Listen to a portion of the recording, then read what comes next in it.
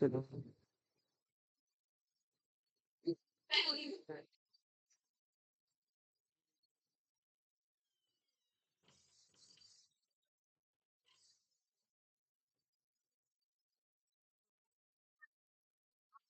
नहीं बच्चों।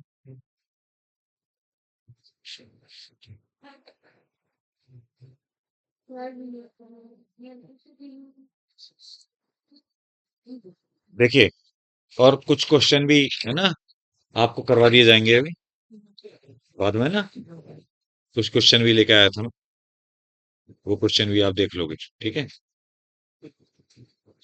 हाँ, मैं लेके आया हूँ वो तो, मैं कराने के लिए भी। हाँ, पूछ लेना बाद में। हाँ भाई, बात है नहीं बच्चों। तो देखिए, ये हमारा इसका रेस्पिरेशन का नेक्स्ट लास्ट टॉपिक है। और आपको हमने जो बताया था, पता है, कल कल बेटा ईटीएस करा दिया था, इलेक्ट्रॉन ट्रांसपोर्ट सिस्टम पूरा कंप्लीट करा दिया था, ठीक है। लेकिन देखो, याद दिलाऊं मैं जरा, कितने कॉम्प्लेक्स होते हैं ईटीएस में? 6 बोलिए। टोटल 5 कॉम्प्लेक्स होते हैं। और इलेक्ट्रॉन कैरियर की तरह कितने कॉम्प्लेक्स हैं? 4। इलेक्ट्रॉन कैरियर वाले 4 कॉम्प्लेक्स हैं, है ना। क्या क्या नाम है उनके, याद है? फर्स्ट कॉम्प्लेक्स का नाम बताओ। कॉम्प्लेक्स 1। जल्दी बताओ, जल्दी। हाँ, देख देख देख के कैसे बोल रही है, देख। एनसीईआरटी खोल के उसमें देख के बोल रही है। Dehydrogenase complex. दूसरा वाला सक्सीनेट डिहाइड्रोजनेज कॉम्प्लेक्स, है ना। और तीसरा वाला साइटोक्रोम B C1 कॉम्प्लेक्स या फिर साइटोक्रोम C रिडक्टेज। और चौथा वाला होता है बच्चों साइटोक्रोम C ऑक्सीडेज या साइटोक्रोम AA3। मैंने ये बात भी बताई थी कल, तुम में से अगर कुछ बच्चे हों, हाँ थे, कि साइटोक्रोम C रिडक्टेज और साइटोक्रोम C ऑक्सीडेज नाम क्यों देते हैं, जबकि दोनों में ही साइटोक्रोम C तो नहीं है, फिर भी नाम क्यों दिया जाता है? बताया था मैंने बेटा, तुम भी थे कल।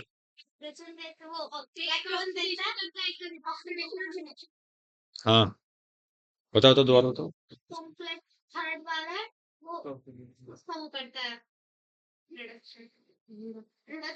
इसका, हाँ, कैसे करता है रिडक्शन? हाँ, बिल्कुल सही कह रही है बच्ची, बिल्कुल सही बोल रही है, क्योंकि वो साइटोक्रोम C को इलेक्ट्रॉन देकर उसका क्या कराता है, रिडक्शन कराता है, और इसीलिए उसका नाम रिडक्टेज पड़ गया। और जो फोर्थ कॉम्प्लेक्स था वो बेटा साइटोक्रोम C से इलेक्ट्रॉन लेता है, जब ले रहा है तो इसका मतलब उसका ऑक्सीडेशन करा रहा है, तो इसलिए उसका नाम ऑक्सीडेज पड़ गया था, याद है ना, ये बात हमने की थी। अच्छा, मैं एक बात बोल रहा था, शायद मैंने कल बोली ही नहीं थी, मुझे लगता है। पता है जो फोर्थ कॉम्प्लेक्स है ना, साइटोक्रोम AA3 वाला, साइटोक्रोम C ऑक्सीडेज, एनसीईआरटी में भी लिखा है। पता है उसके पास में 2 कॉपर यूनिट और हैं। मतलब आयरन तो होते ही है साइटोक्रोम में, आ जाओ बेटा, लेकिन उसके पास में कॉपर भी है, ध्यान रखिएगा, ठीक है। जैसे आप जानते हैं ना, देखिए ये ऐसे कंपाउंड होते हैं। ये दोनों लड़कियां पीछे बात ना करो बेटा, ये तुम बहुत बातें कब से करना शुरू कर दिया तुम दोनों ने। नहीं, ये पीछे वाली बच्ची। हाँ, तुम दोनों के लिए कह रहा हूं मैं। तो देखो, एक बात तुम जानते हो,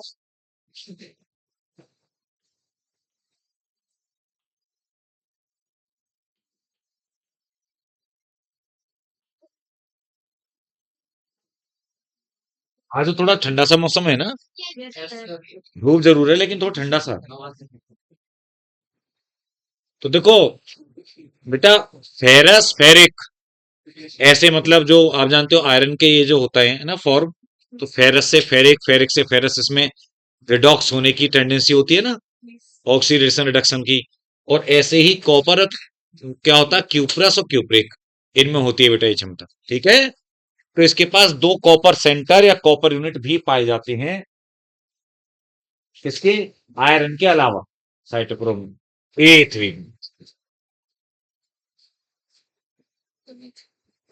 खास तौर से उसके A3 कंपोनेंट में, किसमें उसके, साइटोक्रोम जो A3 है, उसके पास।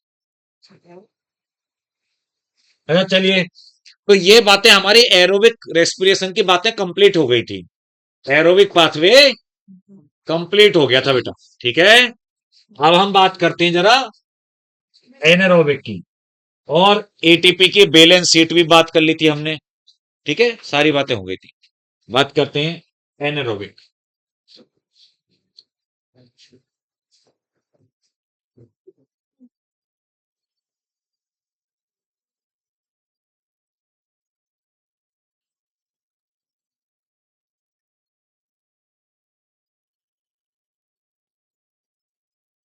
देखिए, आप जानते हैं कि ऑक्सीजन की एब्सेंस में जो होता है वो एनारोबिक रेस्पिरेशन बोला जाता है। और बहुत जो फेमस इसकी इक्वेशन अगर है, वो कौन सी वाली है?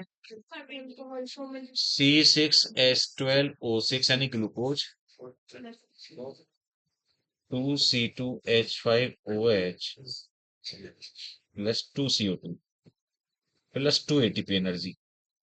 2 ATP एनर्जी मिलता है। ठीक है, अब मैं ये बताना चाह रहा हूं कि वैसे एनारोबिक रेस्पिरेशन और फर्मेंटेशन पता है सिनोनिम टर्म, सिनोनिम मतलब सेम ही है। आप चाहे बोले फर्मेंटेशन चल रहा है, चाहे आप बोले एनारोबिक रेस्पिरेशन चल रहा है, एक ही बात है। लेकिन फिर दोनों टर्म में कुछ डिफरेंस क्या है, दोनों को अलग अलग अगर हम बात करना चाहो, पता है? जो फर्मेंटेशन है, फर्मेंटेशन जो होता है बेटा, वो एक्स्ट्रा सेलुलर होता है। कैसा होता है? मीडियम में। लेकिन जो एनारोबिक रेस्पिरेशन है वो इंट्रा सेलुलर होता है। दिमाग में रखना। जैसे देखिए, ध्यान सुनना मेरी बात। बहुत सारे मैं एग्जाम्पल बता रहा हूं आपको इसके एनारोबिक रेस्पिरेशन वगैरह के। ईस्ट, ईस्ट करती है तो अल्कोहल फर्मेंटेशन करती है। ठीक है, ईस्ट पाउडर भी लाते हैं आप, बेकरी इंडस्ट्री में बहुत ज्यादा यूज किया जाता है उसका, है ना, फर्मेंटेशन का। तो वो फर्मेंटेशन करती है अल्कोहलिक। आपकी बॉडी में, ध्यान सुनिए ना, जब आप एक्सरसाइज करते हैं, तेज रनिंग कर रहे हैं, दौड़ लगा रहे हैं या कोई एक्सरसाइज कर रहे हैं, तो मतलब बैठेगी वहीं जबरदस्ती। चाहे तो किसको मत, किसको बैठेगी वहीं। तो पता है बेटा, हमारी मसल्स में, स्केलेटल मसल्स में जब कोई एक्सरसाइज करते हैं, कोई रनिंग कर रहे हैं ना, तो उस दौरान बेटा जो लैक्टिक एसिड बनता है ना, वो एनारोबिक रेस्पिरेशन में बनता है। उसको लैक्टिक एसिड फर्मेंटेशन मत कहना। हमारी बॉडी के अंदर फर्मेंटेशन नहीं होता, समझ गए? बनेगा लैक्टिक एसिड ही, सेम चीज है सब कुछ, इक्वेशन। लेकिन क्या हो बोलते हैं उसको? एनारोबिक रेस्पिरेशन में लैक्टिक एसिड एक्युमुलेट होना। अच्छा, बॉडी करती क्यों वो एनारोबिक रेस्पिरेशन? बाहर चला जा, बाहर जा। क्योंकि बेटा, हाँ, ऑक्सीजन जब नहीं मिल पाती ना भाई, आपकी बॉडी को जितना तेजी से रिक्वायरमेंट है एटीपी की, अब डिमांड के अकॉर्डिंग उस हिसाब से ऑक्सीजन मिल नहीं पा रही है, तो एनारोबिक ही चलेगा। ये बात अलग है कि एरोबिक और एनारोबिक में अंतर बहुत बड़ा है। हाँ, कितना बड़ा है ना, 19 टाइम्स, 19 गुने का अंतर है। एक ग्लूकोज वहां 38 एटीपी दे रहा है, यहाँ पे एक ग्लूकोज केवल 2 एटीपी दे रहा है। तो ये दो मैंने बात बता दी। इसके अलावा सुनो, देखो, लैक्टिक एसिड बैक्टीरिया होता है साहब। कौन होता है? वो फर्मेंटेशन बोला जाएगा। वो जब लैक्टिक एसिड बनाएगा तो क्या बोलेंगे उसको? फर्मेंटेशन। जैसे दही में कर्ड वो देखते हो ना, लैक्टिक एसिड बैक्टीरिया। जामुन आप लेते हो कि वो लेके हम डाल देंगे दूध में। जामुन मतलब जानते हो ना वो, जामुन जानते हो? जामुन, जामुन नहीं, वो जामुन फल वाली नहीं, जामुन कहते हैं वो एक चम्मच दही का, दही जमाने में जो आपने स्टार्टर की तरह जो यूज करते हैं, जो भी कहते हो अपना अलग अलग। जमावन।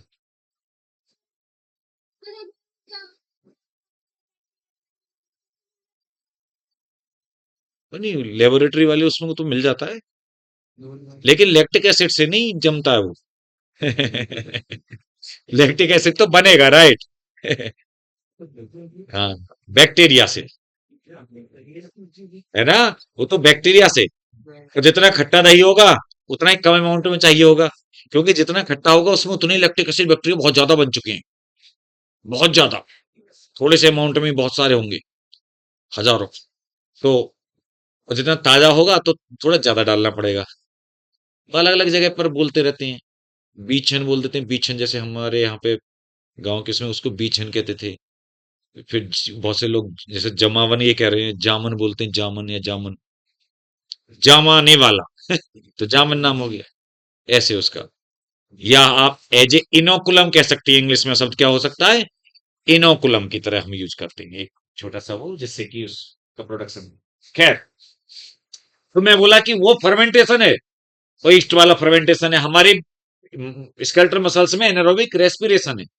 सुनिए, अब रूट है, पानी भरा हुआ खेत में, है ना बेटा, खेतों में पानी भरा हुआ है, वाटर लॉग कंडीशन या लॉज्ड कंडीशन कहते हैं, LOGGED, वाटर लॉग्ड कंडीशन मतलब पानी भरा हुआ है ना। तो उसमें रूट्स क्या है, रेस्पायर एरोबिकली नहीं कर पाती हैं, ऑक्सीजन नहीं मिल पाता। सॉइल के पोर्स जो है उनमें तो पानी भरा हुआ है, तो वो एनारोबिकली रेस्पायर करती हैं। कैसे करती हैं, anaerobic respiration. It is not called fermentation. उसे क्या शब्द यूज करेंगे, समझे। गोडाउन्स में सीड्स होते हैं, गोदामों में मतलब अनाज के गोदाम होते हैं, वहां भी आप देखें ज्यादा एरेशन नहीं है तो बड़ा सफोकेशन सा फील होगा आपको, और वो भी एनरोबिक रेस्पायर कर रहे होते हैं। तो मतलब आपने एक दो नाम वो पढ़े एनरोबिक रेस्पिरेशन के, कई सारे केसेस हो सकते हैं एग्जाम में। खैर, तो मैं ये बता रहा था यहाँ पर, आप देखिए जो हमारे कोर्स में जो है मेन बात, उसकी बात पे आ जाते हैं हम। तो दो टाइप के बेटा यहाँ पर हम बात करते हैं। कल नहीं आई थी बेटा, आज का है ना। लेकिन बात हुई थी इसकी, लेकिन आई नहीं थी कल, बहुत इंपॉर्टेंट बेटा ETS कराया गया था। हाँ, तो सुनो, यहाँ पे दो टाइप के फर्मेंटेशन होते हैं। एक होता है इथाइल अल्कोहल फर्मेंटेशन, और एक होता है लैक्टिक एसिड फर्मेंटेशन। तो ध्यान से देखिएगा और अपना आप लिख लें। एनसीईआरटी में क्या किया है, उसको पहले ग्लाइकोलिसिस दिखाते हुए फिर उसको आगे पायरुवेट से दो पार्ट में बाइफरकेट कर दिया है। मैं आपको प्रॉपर तरीके से जरा दिखा रहा हूं, ध्यान रखना, क्योंकि पता है बीच में देखो, ये तो डायरेक्ट तो लिख दिया हमने क्वेश्चन, बीच में भी कुछ प्रोडक्ट बनते हैं। तो ध्यान से देखेंगे, पहले हम बात कर रहे हैं एल्कोहल फर्मेंटेशन, है ना बेटा।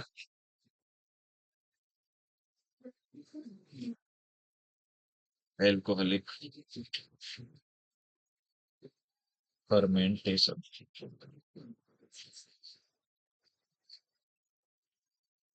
तो देखिए इसमें ग्लूकोज,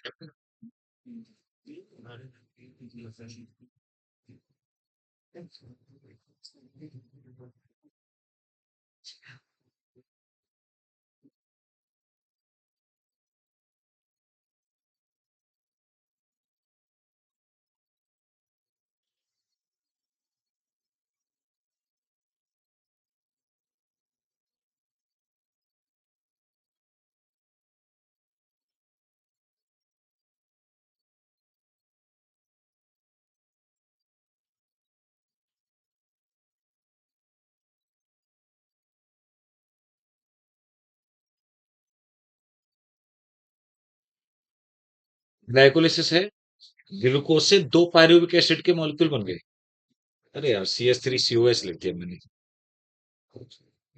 फिर से गड़बड़ हो गई थोड़ी सी। बेटा, इसका नाम होता है CH3COCOH। ये नाम होता है किसका, pyruvic acid, CH3COCOH। Good morning बेटा।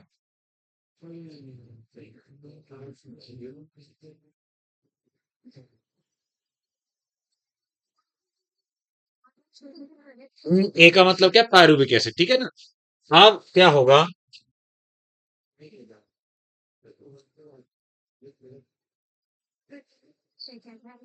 चलो जगह कम सी रह रही है यहाँ पे, है ना? आगे बढ़ाते हैं, चलो। अब दोबारा ढंग से बनाते हैं यार।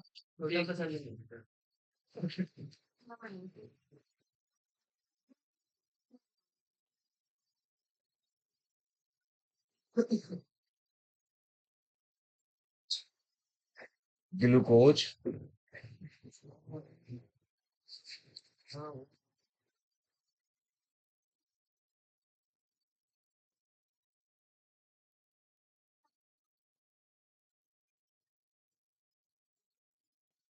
ये दो मॉलिक्यूल बना दिए इसके। और ग्लाइकोलिसिस के दौरान बताइए बेटा क्या क्या मिलता है हमें ग्लाइकोलिसिस के दौरान? और दो एटीपी नहीं मिलते? दो एटीपी का गेन हो गया। और आप जानते हैं दो एनएडी से NADH2 मिल जाएंगे,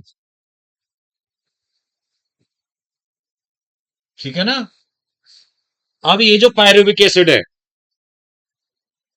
इसका पहले एक स्टेप हुआ और बना एसिटल्डिहाइड। क्या बना बेटो?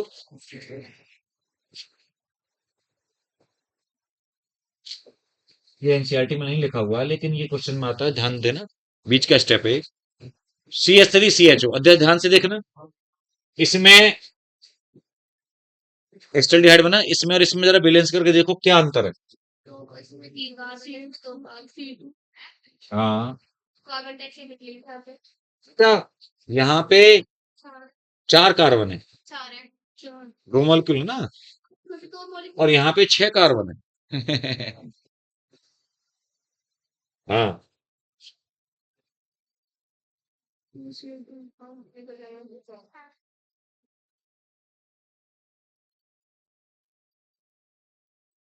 Pyruvate D carboxylase. ये वाला स्टेप बहुत कम बच्चे जानते हैं, लेकिन जरूरी है बेटा ये, ठीक है? तो ये बीच में एस्टल्डिहाइड बनता है, ठीक है, डीकार्बोक्सिलेशन होके। अच्छा, अब ये जो एस्टल्डिहाइड है ना, ये बनाएगा 2C2H5OH, इथेनॉल।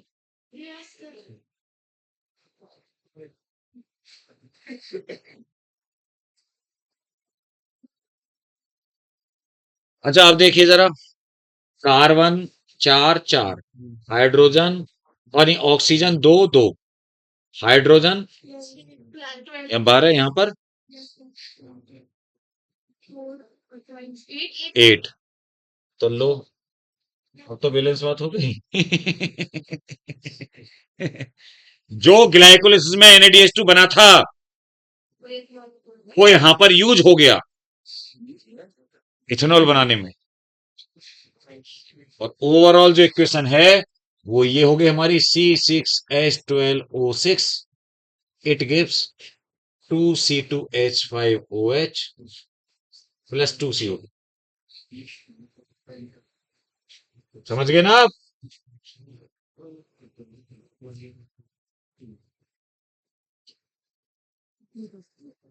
एक बहुत इंटरेस्टिंग बात क्या, ध्यान से सुनिएगा, जिस इसके पल्ले पड़ जाए बात। अगर मेरा क्वेश्चन ये है, what happens during alcoholic fermentation of one glucose molecule in terms of energy, है ना? मतलब एक ग्लूकोज के एल्कोहल फर्मेंटेशन में क्या एनर्जी मिलेगी हमें? तो आंसर होगा 2 ATP। लेकिन रियलिटी में आप जानते हैं ना कि ये ATP ग्लाइकोलिसिस वाली मिल रही है। जो ग्लाइकोलिसिस कहानी थी वही तो ATP मिल रही है, इसके आगे तो कुछ भी नहीं मिल रहा। अगर जब पायरुवेट से एनारोबिक में ही जाते हैं या फर्मेंटेशन में, तो वहां तो कुछ भी नहीं मिल रहा ना। ये तो पीछे वाली ग्लाइकोलिसिस वाली ATP है। इसका मतलब अगर मैं क्वेश्चन को ऐसे बोल दूं, सुना है ना ध्यान से, वाट जो आया हुआ है एक बार का, व्हाट हैपेंस, क्योंकि सिंथेसिस बोलना ठीक नहीं है, what happens during fermentation of pyruvate, alcohol fermentation of pyruvate. हाँ नहीं, हाँ एनर्जी के फॉर्म में ही, ठीक है? तो एक पायरुवेट के एल्कोहलिक फर्मेंटेशन में, तो उसका आंसर आता है loss of 3 ATP in the form of 1 NADH2।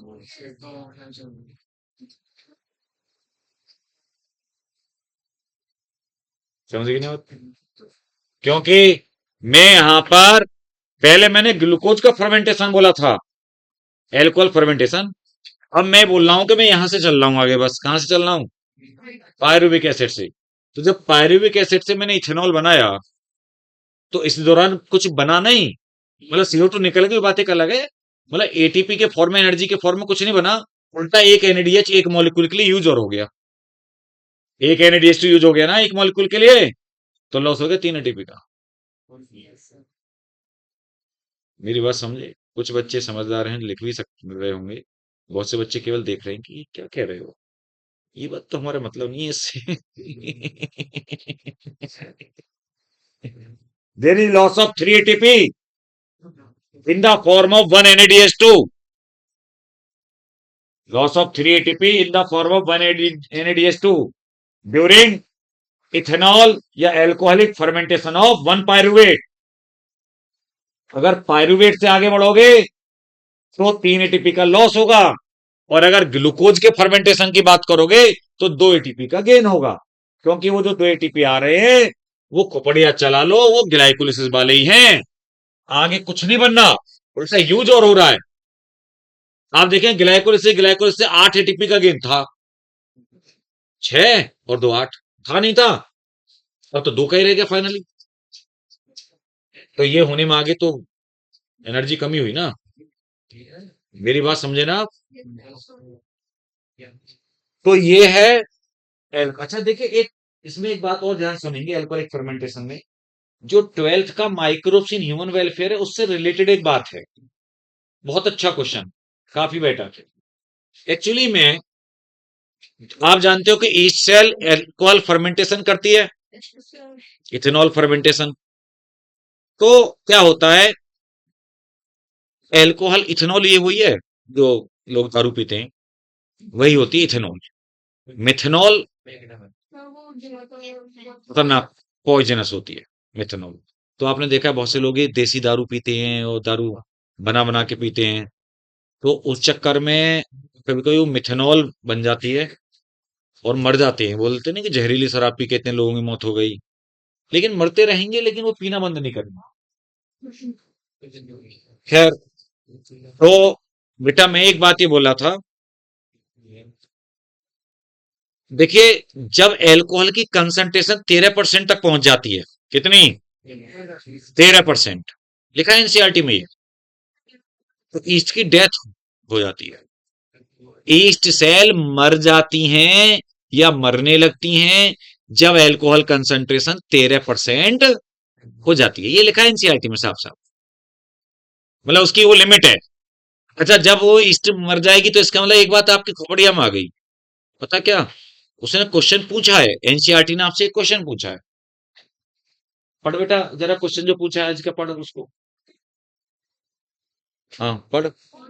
The maximum concentration of alcohol in beverages that are naturally fermented. हाँ, तो जो नेचुरली फर्मेंट होते हैं उन बेवरेजेस में, यानी अल्कोहलिक ड्रिंक्स में कितना मैक्सिमम अल्कोहल कंसंट्रेशन हो सकती है, आपका आंसर आएगा अप टू 13%।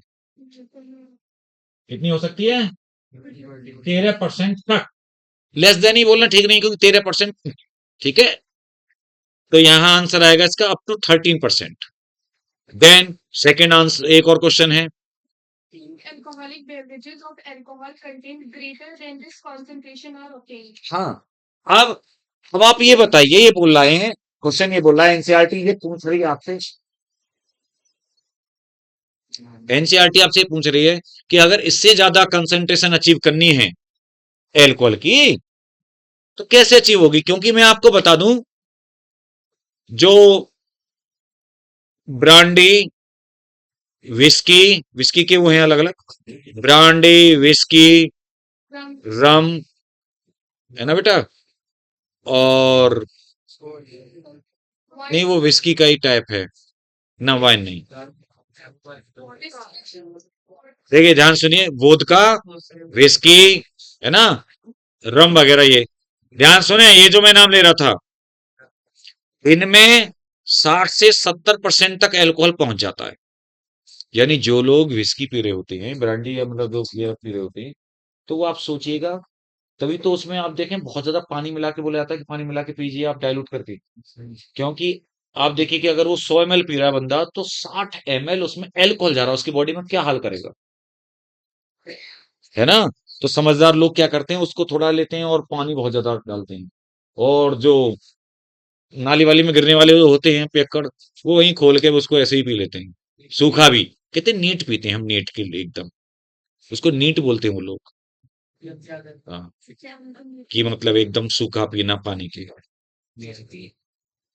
मैं आपको बताऊं, एक्चुअली में ह्यूमन फिजियोलॉजी से रिलेटेड आपका चैप्टर है एक्सक्रीटरी सिस्टम, देन आप उसमें एक्सक्रिएशन का रेगुलेशन पढ़ते हैं, आपको सर ने पढ़ाया है। तो कॉफी, चाय और ये अल्कोहल बेवरेजेस, ये एडीएच को सप्रेस करते हैं, and these are diuretic substances. ADH को सप्रेस करते हैं, एंटी डायूरेटिक हार्मोन या वैसोप्रेसिन को, और जिसकी वजह से वाटर लॉस ज्यादा होता है, यूरिनेशन। इसीलिए जो अल्कोहल ड्रिंक करने वाले ना, वो यूरिनेशन उनको ज्यादा होता है, पता है। तो इस चक्कर में डिहाइड्रेशन हो जाता है, पानी की कमी हो जाती है। इसीलिए अगर जो लोग अल्कोहल लेते हैं, अगर वो पानी ज्यादा अमाउंट में पीते हैं, तब तो ठीक है, नहीं तो उन्हें मतलब उनकी उसी हिसाब से दिन कम होने लगते हैं उनकी, ठीक है ना, जिंदगी के दिन थोड़े वही खाते में से कटने लगते हैं, बस ये होता है।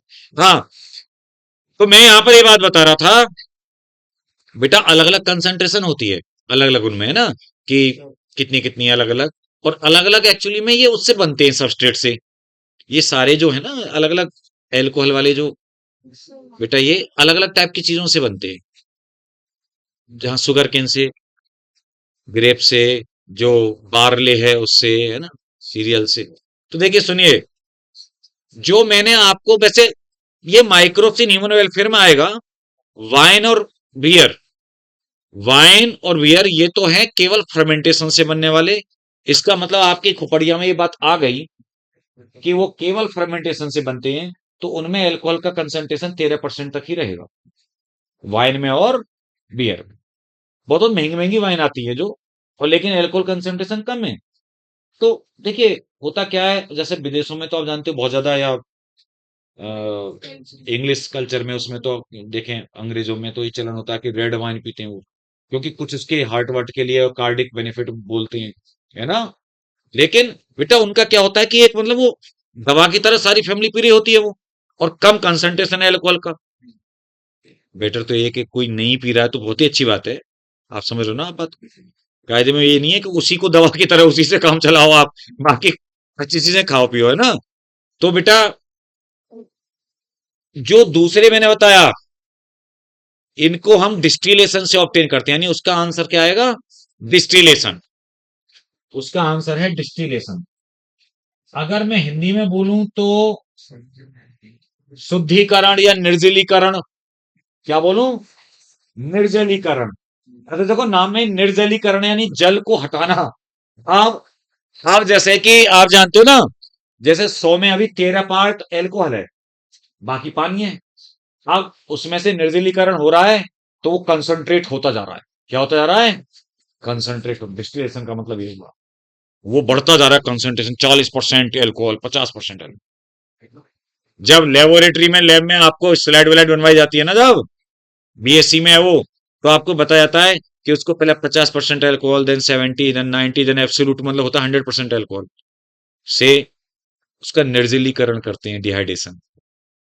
ये वहां भी लेबोरेटरी में यूज होता है कि वाटर को हटाने के लिए, रिमूवल के लिए, तब उसको अल्कोहल से यूज किया था। बॉइलिंग पॉइंट इफेक्ट्स वन है।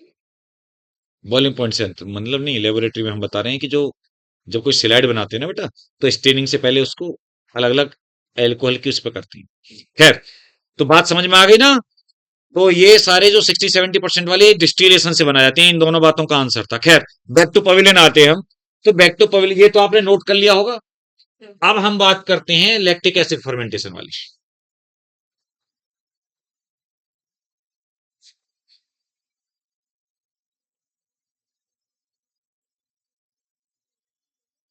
ये दूसरा भाई लैक्टिक एसिड फर्मेंटेशन, ठीक है।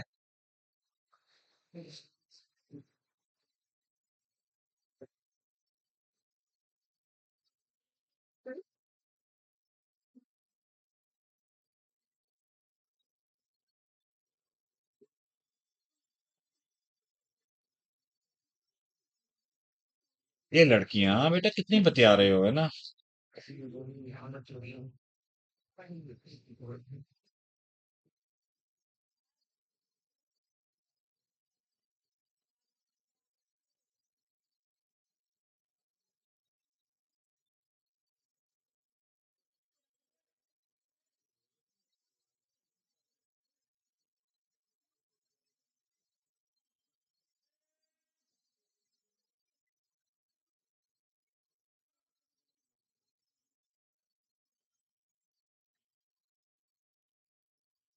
एक पीछे जो बनाया था ना उसमें एक चीज जो मेंशन कर लेना, एक कमी रह गई थी। जहां पे हमने एस्टल्डिहाइड से बनाया था ना इथेनॉल, वहां पे नाम आएगा एल्कोहल डिहाइड्रोजनेज। क्या नाम आएगा? एल्कोहल डिहाइड्रोजनेज एंजाइम का नाम।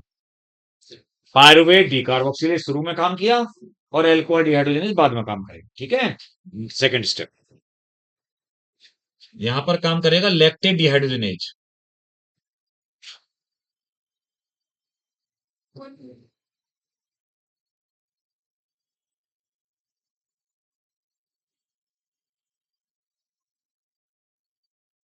वो मतलब ऐसे घुमा दिया, बात वही है, कहने का ये है कि NADH2 यूज होगा और NAD बन जाएगा, ठीक है। तो देखिए एक चीज आपको इंटरेस्टिंग यहाँ पर ये दिख रही है, बात वही है। अगर इसकी भी हम फाइनल इक्वेशन लें अगर, तो ग्लूकोज, लैक्टिक एसिड, दो मॉलिक्यूल प्लस दो ATP। लेकिन यहाँ पे एक बहुत खास बात दिख रही होगी आपको, एल्कोहल और इसमें बहुत बड़ा अंतर। एल्कोहल फर्मेंटेशन में और यहाँ पे बहुत बड़ा अंतर दिख रहा है, बता। नहीं ATP बन तो रही है बेटा, बन तो रही है वो ग्लाइकोलाइसिस वाली ATP यहाँ पे भी। इसमें कार्बन डाइऑक्साइड नहीं निकल रही, बहुत बड़ा अंतर दोनों में। दोनों टाइप के फर्मेंटेशन में दो ATP का ही गेन होता है बस, ग्लूकोज एक ग्लूकोज के लिए। लेकिन आप देखें इसकी इक्वेशन में कहीं CO2 है, क्योंकि इसका फॉर्मूला ही है ग्लूकोज का बिल्कुल हाफ। तो बहुत बेसिक बातें हैं, अगर ये बेसिक बात अगर ऐसा क्वेश्चन भी मिस हो गया तो समझो कुछ नहीं। यहां पर CO2 नहीं निकलती, लैक्टिक एसिड ही मेन प्रोडक्ट या सोल प्रोडक्ट, सोल मतलब अकेला प्रोडक्ट होता है बस, ठीक है। ये फर्मेंटेशन है। तो जैसे मैंने आपसे अभी कहा था, मैं आपसे फिर से वही क्वेश्चन रिपीट कर रहा हूं बेटू। जैसे सुनो, ग्लूकोज के एल्कोहल फर्मेंटेशन में कितना ATP बनते हैं? दो ATP। आ जाओ बेटा। और ग्लूकोज के लैक्टिक एसिड फर्मेंटेशन में कितने ATP मिलते हैं? दो ATP। लेकिन पायरुविक एसिड के एल्कोहल फर्मेंटेशन में या पायरुविक एसिड के लैक्टिक एसिड फर्मेंटेशन में तीन ATP का लॉस होता है in the form of 1 NADH2। बात खोपड़िया में आ गई ना। तो ये बातें फर्मेंटेशन की। अब देखिए एक मैं एक कंसेप्ट बताने वाला हूं आपको, वो है RQ। क्या है बेटा वो? RQ।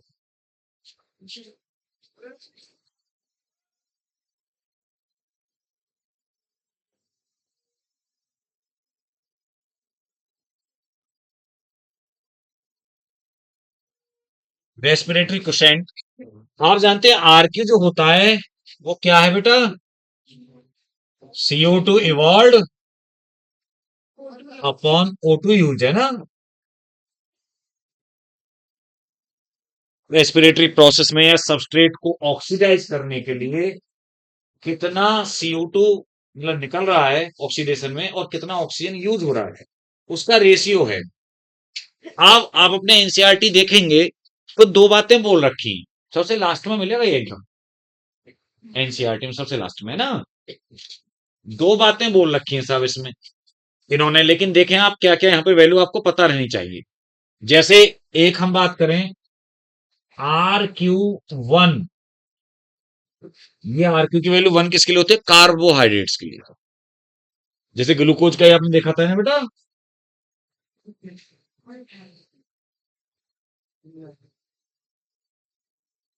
बेटा आपको याद है 6 CO2 और 6 ऑक्सीजन है ना, तो 6/6 तो बनाएगा नहीं आएगा, मतलब O2 CO2 को नहीं काटेंगे एक दूसरे को, उसके नंबर ऑफ मॉलिक्यूल्स को काटेंगे। तो RQ1 आ गया। एक होता है RQ < 1, < 1, ये होता है सब फैट्स के लिए और प्रोटीन्स के लिए। फैट के लिए होता है 0.7 और प्रोटीन्स के लिए होता है 0.9। अच्छा, ट्राई पामेटिन एक दे भी रखा है आपको एनसीईआरटी में, आप उसको देख भी सकते हैं। 102, 102 CO2 होगा, जरा देखो गौर से, और 145 O2 होगा। तो 102/145 को जब आप करेंगे ना, तो वैल्यू वही आ जाती है 0.7। ठीक है। तीसरी बात, दो ही हैं आपकी एनसीईआरटी में, तीसरी बात याद रखें, RQ < 1। हाँ, ऑर्गेनिक एसिड्स के लिए, जब रेस्पिरेटरी सबस्ट्रेट ऑर्गेनिक एसिड होते हैं।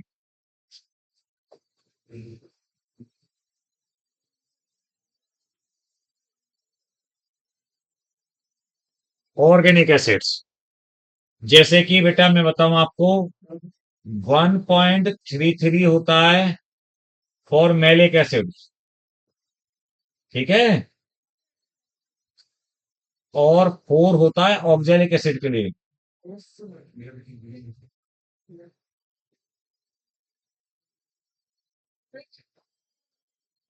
देखिए, RQ की वैल्यू 4 है ऑक्जेलिक एसिड के लिए, और 1.33 है मैलिक एसिड के लिए। क्लियर?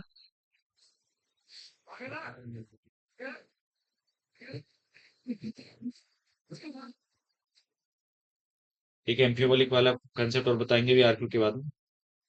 देन फिर आपको कुछ क्वेश्चन जो है ना वो, ठीक, 10-15 वो कराने हैं। देखिए, तो बेटा लिख दिया नहीं वाला?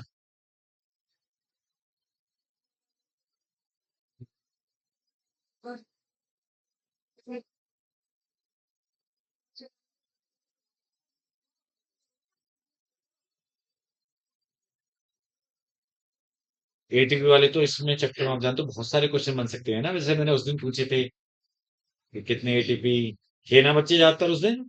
हाँ, कि कितने एटीपी किससे बनेंगे, बात करेंगे। लिख दिया बेटा?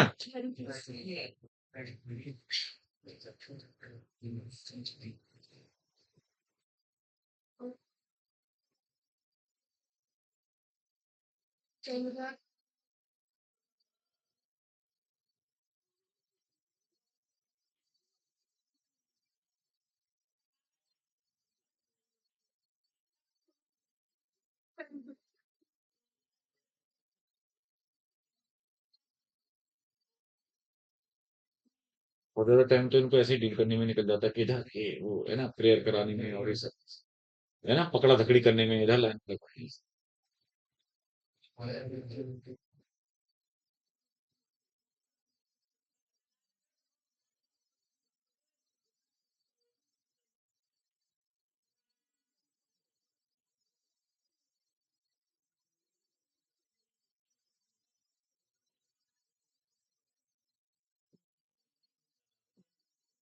ये इन्फिनिटी है बेटा, इनफाइनाइट।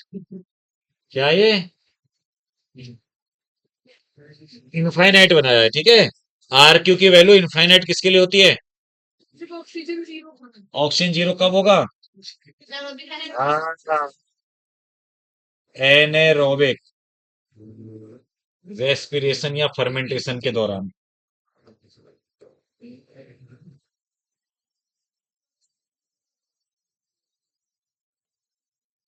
आप देख रहे हैं कि वहां पर CO2 निकलती है जैसे,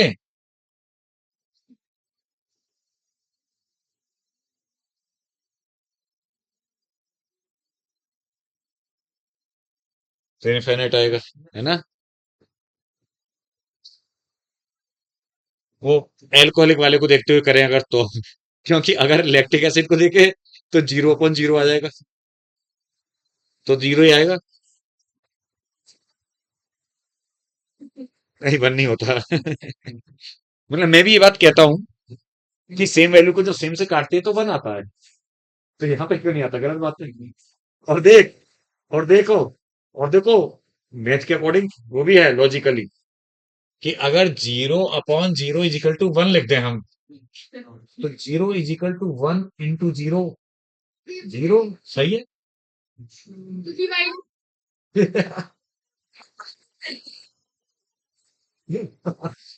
इसलिए ये कुछ नहीं है, 0 अपॉन 0 होता है वैसा।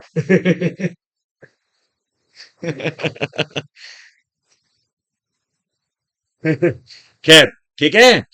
अब ये बातें तो हो गई आरक्यू के बारे में। अब देखिए, रेस्पिरेटरी पाथवे एम्फिबॉलिक होता है। कैसा होता है?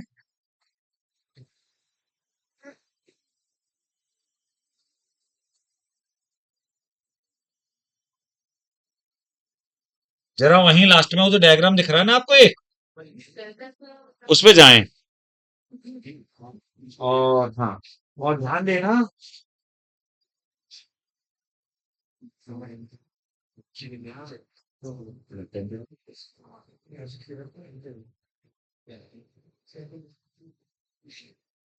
देखिए, एक काम और करिएगा ध्यान से। इसमें ये इधर तो प्रोटीन और अमीनो एसिड बने हुए हैं ना, प्रोटीन से अमीनो एसिड, तो इससे एरो पायरुविक एसिड पे जा रहा है नीचे। इसको और एक एरो बढ़ा के काटना नहीं है, दोनों बातें सही हैं, क्योंकि मैटर में मिल जाएगा। एरो को और बढ़ा के एस्टर कोएंजाइम ए पे भी कर दो, एरो को बढ़ा के एस्टर कोएंजाइम ए पर भी कर दो। समझ गए क्या बोला मैंने? जो बात है नहीं बच्चों, जो देखिए अमीनो एसिड से जो एरो जा रहा है, प्रोटीन से अमीनो एसिड, वो एरो जा रहा है, वो किस पे आ रहा है? पायरुवेट पे। आप उसको थोड़ा सा इंक्रीज करके और नीचे को एक और बना दो, एस्टाइल कोएंजाइम। अब सुनो मेरी बात, ध्यान सुनना, फिर बेशक उसको पढ़ भी लोगे जो कहानी लिखी हुई है। देखिए, रेस्पिरेटरी पाथवे, जो एरोबिक रेस्पिरेशन है मेनली, मतलब सेलुलर रेस्पिरेशन बोले तो एरोबिक मेनली, तो जो एरोबिक रेस्पिरेशन है हमारा पाथवे, बोले तो क्रेब्स साइकिल, ईटीएस, ओडी, तो आप देखते हैं कि इसमें क्या हो रहा है? ब्रेकडाउन हो रहा है। इवन ग्लाइकोलिसिस भी देखें तो क्या हो रहा है? ब्रेकडाउन। भाई, पहले ग्लूकोज से पायरुवेट बना, फिर बाद में आके CO2 वाटर वगैरह बन जाते हैं, है ना? एटीपी प्रोड्यूस होता है। तो इसीलिए रेस्पिरेशन कैसी प्रोसेस है? एक कैटाबॉलिक। इसमें कोई डाउट नहीं है कि रेस्पिरेशन एक कैटाबॉलिक प्रोसेस है। जो ब्रेकडाउन वाली प्रोसेस होती है वो कैटाबॉलिक होती हैं, और जो सिंथेसाइजिंग या फॉर्मेशन वाली होती हैं वो एनाबॉलिक होती है। क्लियर? अब बेटा, अगर देखिए, अच्छा एक चीज और सुनिए, यहां पर आप एक चीज और देख रहे हैं कि कार्बोहाइड्रेट तो आ ही रहा है ग्लाइकोलिसिस के थ्रू, कार्बोहाइड्रेट या ग्लूकोज ऊपर से आ रहा है, देखो है ना, उसी में डायग्राम में आप देख रहे हैं। ग्लाइक वो जो 4-5 स्टेप से दिखाए शुरू में, वो ग्लाइकोलिसिस के दिखाए हैं। किसके दिखाए हैं? ग्लाइकोलिसिस के। तो वो आ रहा है, एनसीईआरटी में जिनके पास है वो देख रहे होंगे, है ना? और पायरुवेट बनना है, फिर ओडी हो रही है, ओडी में क्या बनना है? एस्टाइल कोएंजाइम बनना है, जो आप पढ़ चुके। देन क्रेब्स साइकिल में जा रहा है। लेकिन अगर मान लीजिए प्रोटीन है, कौन है सबस्ट्रेट? प्रोटीन। तो पहले प्रोटीन टूटेगा अमीनो एसिड में, देन अमीनो एसिड, वही बताया हमने, मैंने बताया भी था तुम्हें पढ़ाते में कि क्रेब्स साइकिल जो होता है वो तीनों के लिए होता है। बताया था ना मैंने कि तीनों की कैटाबॉलिज्म करता है क्रेब्स साइकिल, कार्बोहाइड्रेट भी, फैट्स भी और प्रोटीन्स भी।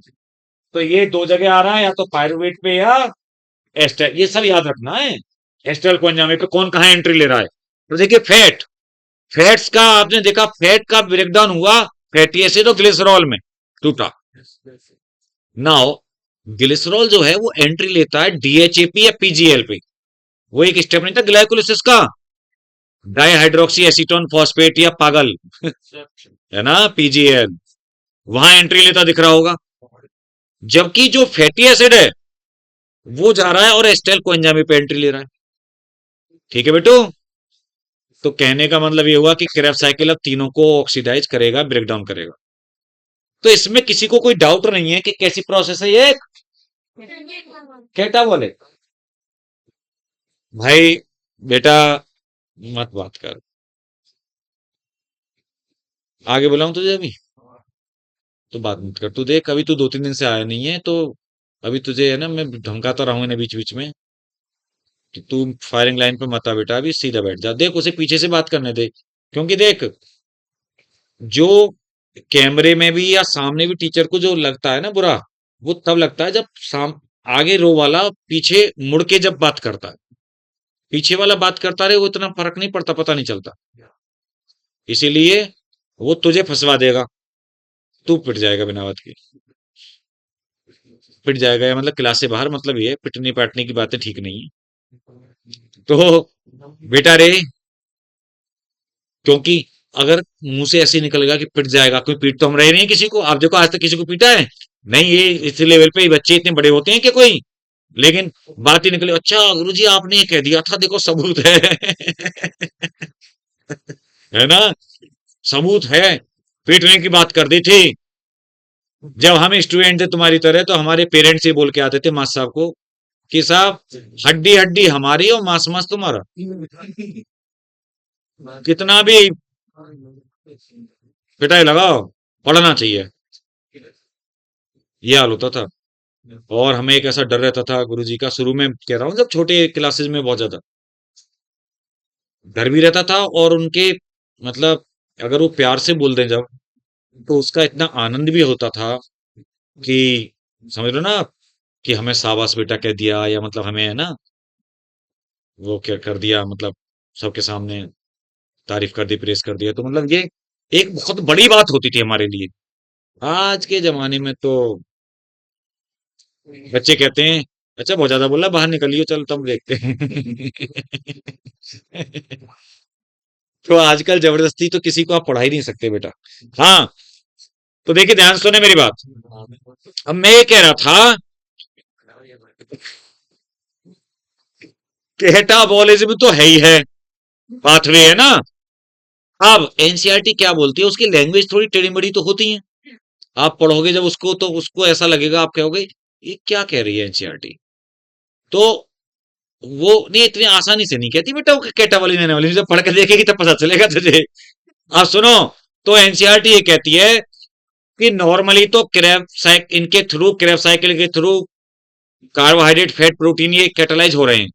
अगर बॉडी को या सेल्स को कभी जरूरत पड़े इन कंपाउंड को बनाने की, इन सबस्ट्रेट को, कंपाउंड को बनाने की, आपकी बॉडी को रिक्वायरमेंट है प्रोटीन बनाने की, या फैट्स बनाने की, या कार्बोहाइड्रेट्स बनाने की, तो इनके जो, जिसके थ्रू ये एंटर मारे थे ना साइकिल में, उन सबस्ट्रेट्स को ये उठा भी सकते हैं, वहां से विड्रॉ कर सकते हैं। क्या कर सकते हैं? विड्रॉ, है ना। जैसे मैंने आपको बुक दे दी, तो मुझे जरूरत हुई, मैंने बुक ले ली आपसे, तो जो बुक देना वो कैटा वाले से बुक ले ली वापस, तो है ना बोली। यानी आप सपोज करिए, वो डीएचएपी पीजीएल उठाया जा रहा है, एस्टेल कोएंजाइम में वहां से पिक किया जा रहा है for the synthesis of fat, it is anabolic, क्योंकि फैट बनना है दोबारा। ऐसे ही पायरुवेट या एस्टेल कोएंजाइम में पिक किया जा रहा है दोबारा से for the synthesis of proteins, then it is called anabolism. बात समझ गए? ये क्यों, ये पीछे तीनों लड़कियों पे एक ही एनसीईआरटी होगी ना, तीनों पे एक ही होगी, एक एक करके बना रखा होगा ना तुमने, कि मतलब एक दिन हम एक ले आएगा, एक दिन एक भी नहीं है। क्यों, पता कहां चलेगा? कल थे तुम क्लास में, चुपचाप निकल गए थे, साइड से चुपचाप निकल गए थे। हाँ, मतलब मुझे तो रोड पे वहां से दिखाई दी, तो उधर को सामने को निकलते हुए मैं रोड पे आ रहा था सामने से, दोनों तुम लोग। तुम क्या सोचते हो मैं दिखाई नहीं देता मुझे? इन्होंने सोचा कि इधर से सर के सामने पड़ जाएंगे, इन्होंने मुझे देख लिया होगा, तो ये सामने को, उधर वो चाट वाट वाला था ना, उधर सामने को, उधर को निकल के उस गली से गए थे, फिर ये कि कहीं पूछने लगेंगे सर कि कहाँ जा रहे हो, कहाँ नहीं जा रहे हो, जब मैं आ रहा था। हाँ, तो बेटा वो हमसे कह रहे हैं आपका पता नहीं था, जब चैप्टर है तो वो तो लगातार खत्म ही होगा, पता क्यों नहीं होता है? लगातार क्लास हो रही है, प्लांट रेस्पिरेशन की लगातार क्लास हुई है, कोई गैप नहीं आया। तो इसीलिए आज जबकि कॉलेज में वो भी है, तो मैं इसीलिए जल्दी, मैं बोला चलो जल्दी क्लास लेके मैं, है ना, और बच्चों का एक इंटरनल भी है। तो बेटा ये बात क्लियर हो गई। तो इसीलिए पता है, क्योंकि कैटाबॉलिक तो है ही है, और जरूरत पड़ने पर एनाबॉलिज्म भी हो रही है, तो पाथवे को क्या बोल देते हैं? एम्फीबॉलिक। क्या बोलते हैं? Amphibolic pathway. एम्फी मतलब दोनों। तो अगर तुम्हें कभी ऑप्शन में कैटाबॉलिज्म आता है, एनाबॉलिज्म आता है और एम्फीबॉलिक, तो एम्फीबॉलिक चूज करेंगे। और अगर एम्फीबॉलिक नहीं आ रहा, हाँ, और अगर दो में से एक ही पिक करना है, कैटाबॉलिक और एनाबॉलिक में से, तो कैटाबॉलिक करें। ठीक है ना? या ऐसे ही मैं एक बात बताऊं, वैसे ही जो प्रोसेस है रेस्पिरेशन वाली, वो रिडॉक्स है। क्या है वो? रिडॉक्स रिएक्शन है। देखिए, दोबारा से लिख देता हूं। C6H12O6, जो aerobic respiration, 6O2, it gives 6CO2 plus 6H2O। देखिए, ये जो ग्लूकोज है, इस ग्लूकोज से और CO2 बनना है। H पागल हो गई है। H यहां पे कम हो रहा है या ज्यादा हो रहा है? तो ऑक्सीडेशन। ये कभी अगर ऐसे रट्टा मार के चलोगे ना बेटा, लॉजिकली याद रखो। समझ रही ना?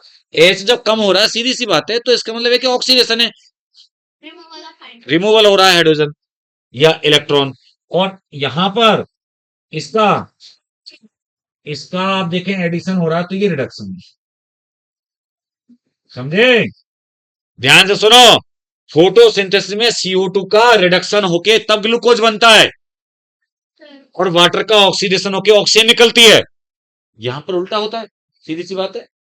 तो ऑक्सीजन का रिडक्शन होके वाटर बनता है।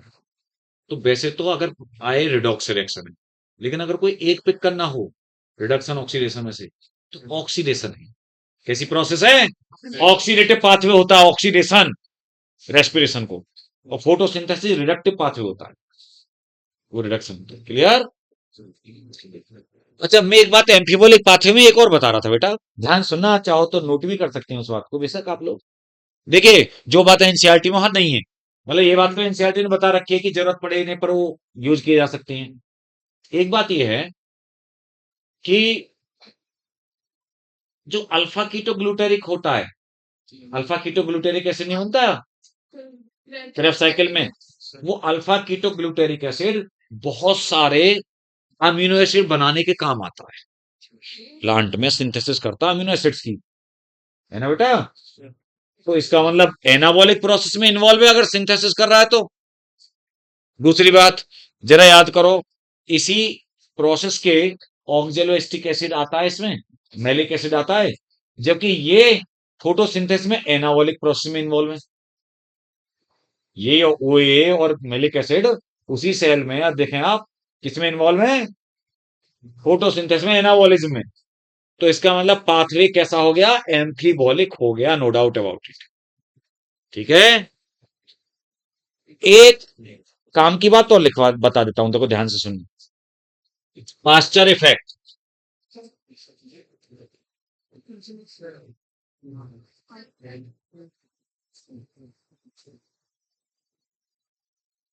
पास्चर कोई जानता है?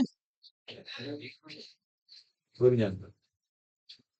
पास्चर इफेक्ट नहीं, लुईस पास्चर तो ठीक है, हाँ वो तो लुईस पास्चर नाम है उसका। देखिए ध्यान सुने, अगर एरोबिक है पाथवे, तो ज्यादा सबस्ट्रेट खर्च होगा, या एनारोबिक है तो ज्यादा सबस्ट्रेट खर्च होगा?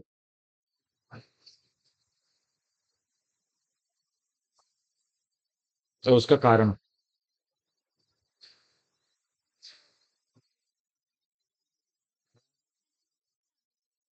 क्यों?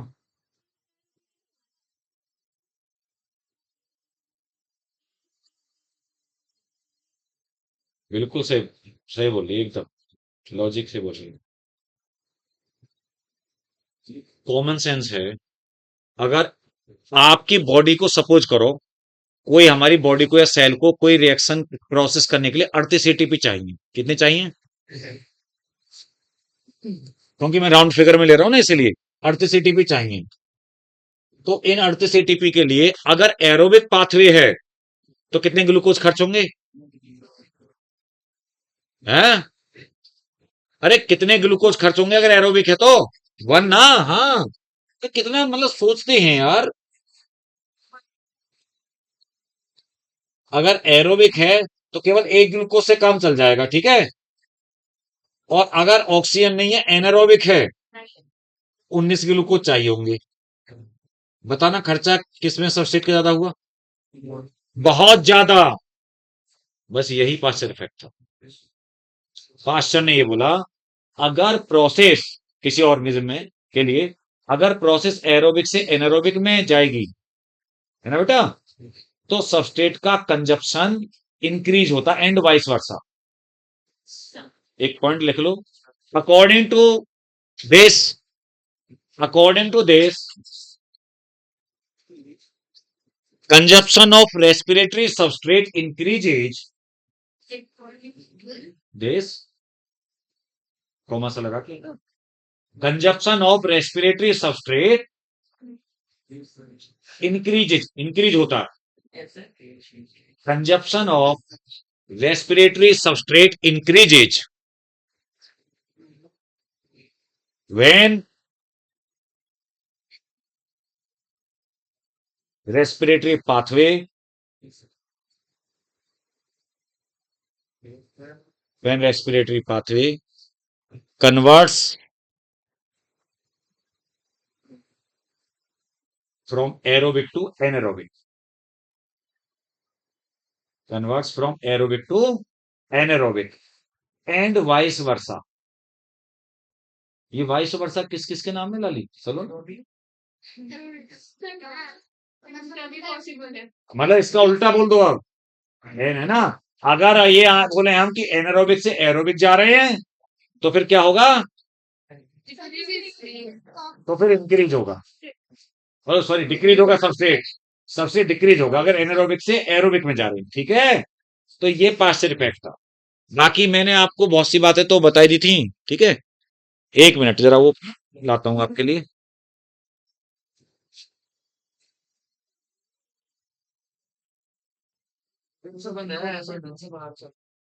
अच्छा अच्छा, तो एक जाना बुलाना बेटा, एक तू चला जा।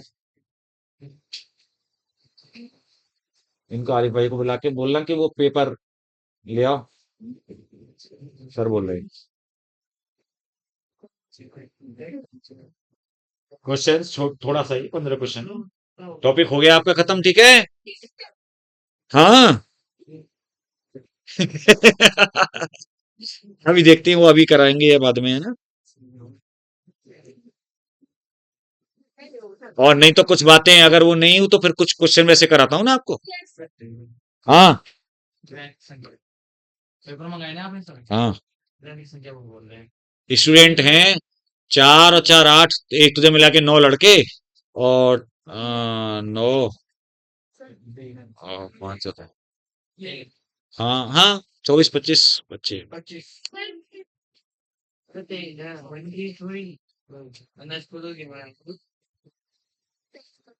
हाँ सुनो, इधर देखो, ऐसी बातें कर लेते हैं उससे रिलेटेड, कि जैसे कि हमने बोला था, मैं याद दोबारा से दिलाता हूँ।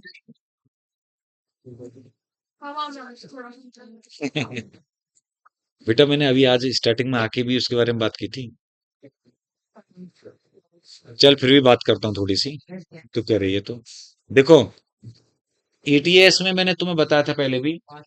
हाँ, ईटीएस में मैंने तुम्हें बताया था, ठीक है। वो 5 मिनट बाद तब वो है ना करा देंगे तुम्हें, कोई बात नहीं। पता है, मैंने ये बताया था कि ये माइटोकॉन्ड्रिया की इनर मेम्ब्रेन में इलेक्ट्रॉन कैरियर की चेन होती है। उस इलेक्ट्रॉन कैरियर की चेन के थ्रू NADH2 और FADH2 अपने इलेक्ट्रॉन देते हैं। क्या देते हैं? इलेक्ट्रॉन। बस उन इलेक्ट्रॉन से ही एटीपी जनरेट होती है। अगर एक, हाँ, अगर एक NADH2 है तो 3 जगह एटीपी बनेगी टोटल पाथवे में, क्योंकि 3 साइट है टोटल, है ना, तो 3 एटीपी बन जाएंगी। और अगर एक FADH2 है उसमें तो 2 जगह एटीपी बनेगा, क्योंकि 2 साइट्स हैं। क्लियर है बेटा? अब सुनो, यहां पर ना टोटल जो कंपोनेंट है ना इलेक्ट्रॉन कैरियर, वो मैंने बताए थे सिंप्लीफाइड जब बिल्कुल वो देख लेना किसी बच्चे की में, क्योंकि मैंने बहुत ही सिंप्लीफाइड ईटीएस बनाई है बेटा। क्योंकि ये समझ ले कहीं भी अगर तूने पढ़ा होगा या जैसे या जो भी ऑनलाइन है वैसे पढ़ा, वो उससे सिंप्लीफाइड नहीं है। मैंने जो बनाया हुआ है, बहुत सिंप्लीफाइड बना रखी है ईटीएस। हाँ, तो देखो 7 कंपोनेंट जो थे वो मैं दोबारा से याद दिला देता हूं आपको। अगर NADH2 इलेक्ट्रॉन डोनर, तो एफएमएन एक, देन यूबिक्विनोन दो, then cytochrome B, then cytochrome C1, then cytochrome C, then cytochrome A, then cytochrome A3। ये 7 थे। अगर मान लो FADH2 था तो एफएमएन को हटा दो। अब FAD और बाकी वही same, ubiquinone, cytochrome B, C1, C, A, A3। ठीक है। अच्छा, इसमें जो टर्मिनल या लास्ट इलेक्ट्रॉन एक्सेप्टर ऑक्सीजन था और वाटर बना लेता है। क्या बना लेता है? Last electron acceptor oxygen water बना लेता है। और बेटा इस प्रोसेस में देखिए होता क्या है, ए लड़कियों सुनो, जब इलेक्ट्रॉन कैरी कर रहे होते हैं ना, जैसे NADH2 के इलेक्ट्रॉन कैरी कर रहे होते हैं इलेक्ट्रॉन कैरियर पे, तो जब 2 इलेक्ट्रॉन कैरी कर रहे होते हैं तो 3 जगह 2 H चले जाते हैं इंटरमेम्ब्रेन स्पेस में या पेरी माइटोकॉन्ड्रियल स्पेस में, PMS में। ठीक है बेटो। अब इस वजह से आप जानते हो, और देखना उधर मैट्रिक्स में तो ऑक्सीजन यूज कर रहा है H को, और उधर वो जा रहे हैं PMS में, है ना, या इंटरमेम्ब्रेन स्पेस में। तो एक प्रोटॉन ग्रेडियंट बन जाता है, एचआन ग्रेडियंट। उसमें स्पेस में मैंने डायग्राम बना के लोकेशन भी बना के दिखाया था वो। उसमें बेटा दोनों मेम्ब्रेन के बीच के स्पेस में एचआई बहुत बढ़ जाते हैं।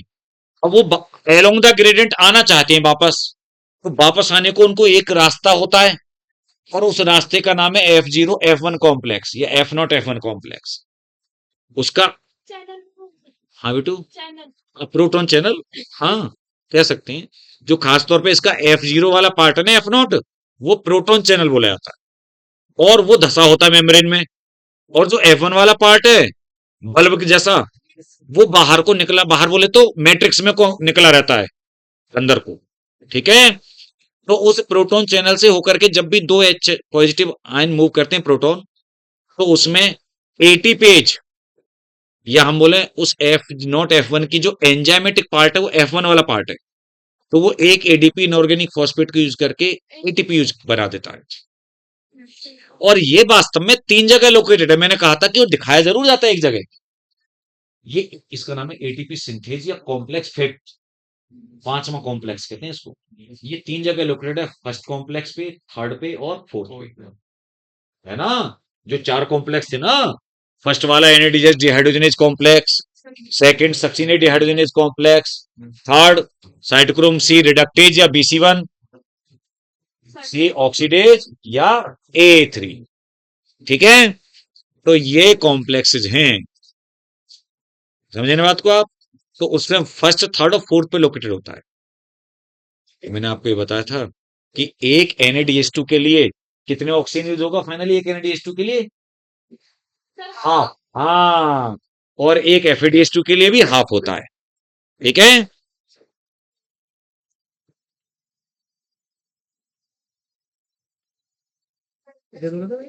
हाँ दे दो।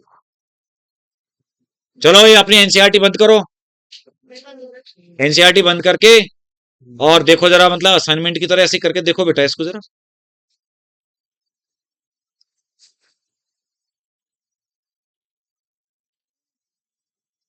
साथ में कुछ और दूसरा भी है क्या? अच्छा अच्छा, वैसे वाले पेपर है, ओके।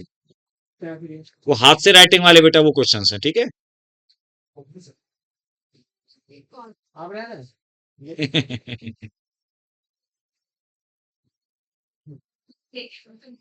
बस जल्दी से करो, 5-7 मिनट में करना है कंप्लीट ये तुम्हें।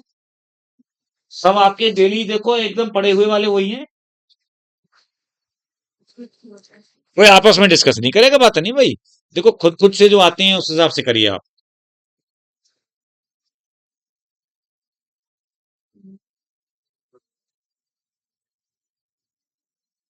वो नहीं मिला अभी?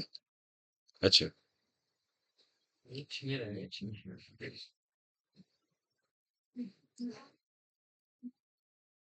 जल्दी से कर लो, टिक लगा लो उस पे अपने अकॉर्डिंग। फिर मैं आंसर्स बताऊंगा बाद में।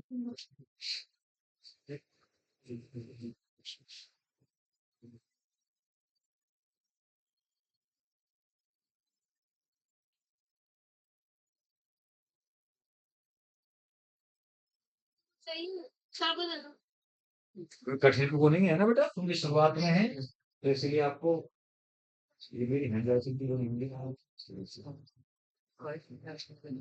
अच्छी राइटिंग है ना मेरी। आ रहा था भी।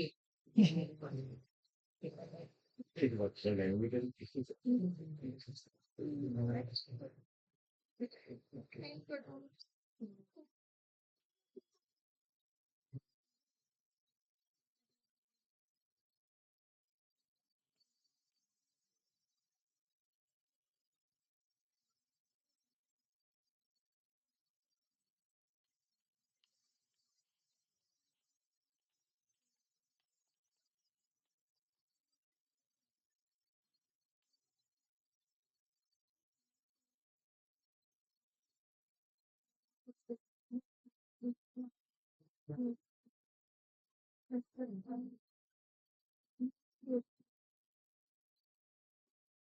आप करिए, हाँ बोल बोल के नहीं बेटा, बिना बोले करो जिससे कि दूसरे को सुनाई ना दे। फटाक से कर लो। हमारी उनके लिए ठीक है है ना।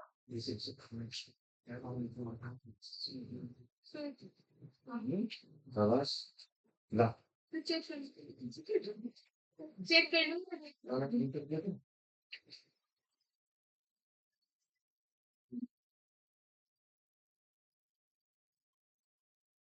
एक बार चेक करना चाहिए। इसमें नाम लिख लो ठीक है अपना, ये तो नाम।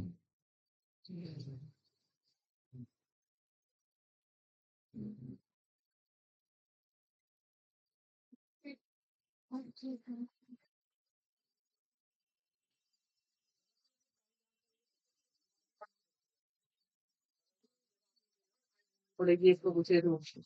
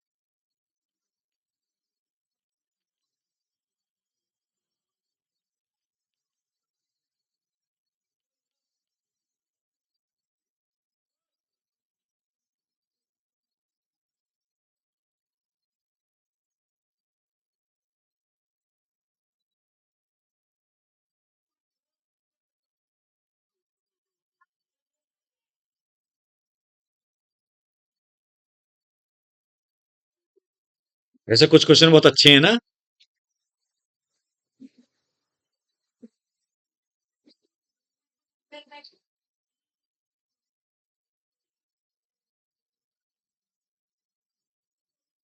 बात नहीं करेगा कोई भी, 1 मिनट।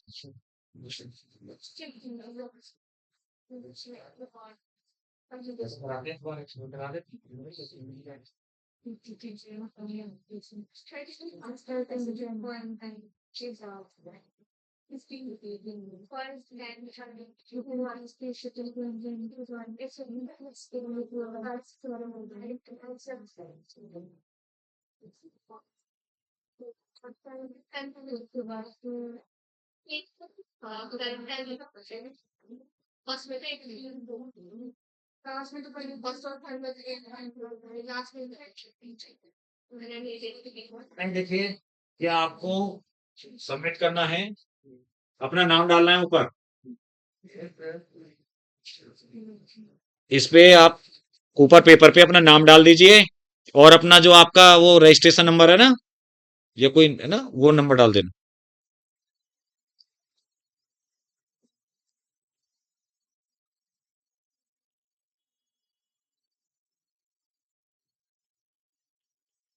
नहीं, इसका अपना वो नंबर डाल दीजिए, उसे दिखाना मत किसी को। हाँ डाल दो। नहीं, वो पता नहीं। नहीं, रजिस्ट्रेशन नंबर नहीं पता।